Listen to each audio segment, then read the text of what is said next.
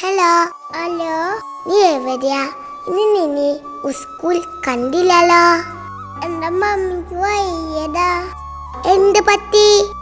Mummy കൊഴിഞ്ഞു വീണു. വയ്യ. ഹോസ്പിറ്റലിൽ പോയോ? ഡോക്ടറെ കണ്ടു.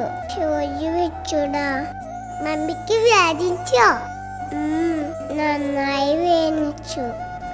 സാരില്ലാട്ടോ.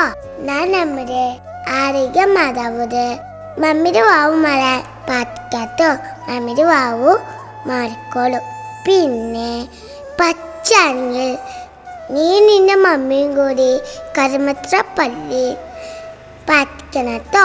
പിന്നെ സെപ്റ്റംബർ 7 അവിടുത്തെ തിരുനാളാ.